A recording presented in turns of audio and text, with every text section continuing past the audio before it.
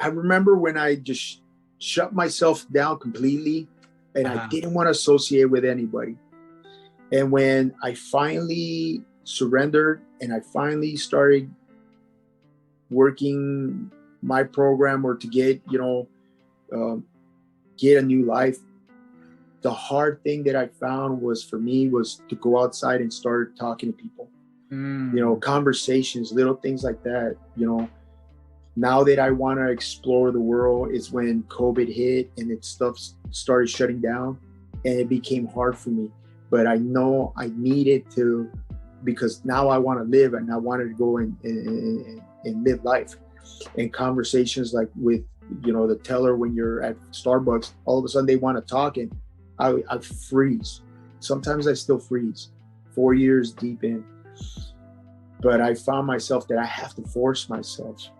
Because either, people started to see the change in me and they want they want that person that they've heard before, that you used to talk. um, I have to force myself to sometimes to talk to people and to like, sometimes I lose focus, but I have to, like, in my program, I I volunteered to be like the secretary because that gets me to speak more. It gets me to, be around people. I can't shy away from it. I have to. It's still kind of hard. I still get moments where I don't want to say anything because I'm afraid that I will start stuttering. And but it's this one thing that I find. I For some reason he wants me to just, go out there and, help somebody out, and it's probably through the sharing. um, like at work, they want me to be more vocal, be the safety guy. They want me to be more vocal. I try different ways. I'm still working on it, but I'm getting out of my shell. And that's the thing. It's not an overnight thing. Like I tell people, look, I'm still working on it. It went from being in a small group, because being in a big group or in a big crowd was still not good for me. It was too much. um, to just trying out small small rooms with small crowds or small groups, to now I can be in the big room. I don't have to talk to everybody, but just being there is helping me out. And then you start conversating, and it's helping me get out of that shell. I still need help with that public speaking for some reason. you know I still see the people for some reason. It's either all the eyes looking at me or me still thinking that, my, insecurity within me, that's still there. um, Fear. I talk about my fear. It's always failure, and that one is that public speaking, that I'm gonna fail and I'm not gonna get my point across or the way I want it to come out. Sometimes I feel like I would say something and then I'll stop and then, oh man, that's not what I wanted to say, or I forgot to say include this, because I was getting at the point where I was starting to get nervous or shut down, and I didn't get my full what I really wanted to say. But I find myself talking a little bit more than before. And now I'm even using hand gestures, which I never done before. But it's, I talk to people and they can see that, I'm working on it, I'm trying.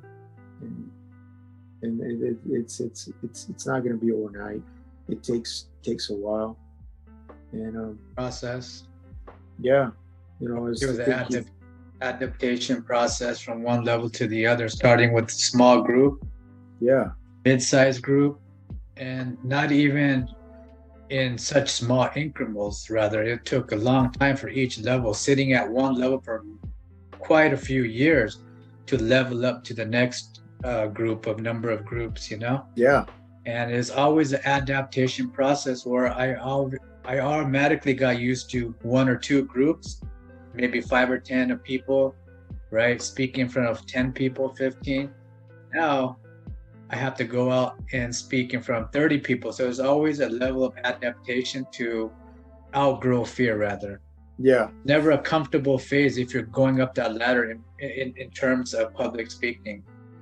You know, I'm sure there is eventually a top where it doesn't matter. It could be just volume full of stadiums you're speaking in front of, and it won't affect you. But like you said, it has to start from the bottom up. Because when I was introduced to big crowds, trying to face my fears at a very high volume level, I would get more traumatized and I would go back into my shell further. Yeah. So it was always a leveling up process in small increments for me to get over not just that fear, many other fears in life, you know, like Yeah. pretty much what you were talking about, you know? You know, the other one that I what throws me off is in the public speaking is I know my coworkers make fun of me is if you put a female in front of me, and that shuts me. You know, for some reason, I don't want to sound like a dummy or an idiot, and I just like kind of like shut down. Mm-hmm. You know, that's why I found myself in like in my groups. They're pretty much all men stags.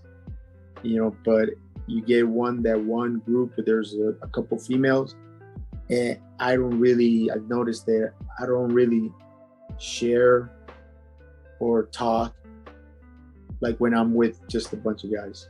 You know, just like I got used to either working with a bunch of guys that I feel comfortable, but as soon as you throw that one element, it just I'm still working on that.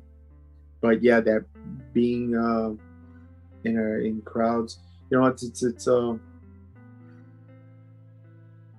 you know, one thing that I've been doing is, you know, just like when you start having those meals by yourself, those were hard at first, you know. I don't do them as often, but that was hard at first. But yeah, you know, I'm still getting help on that public speaking deal.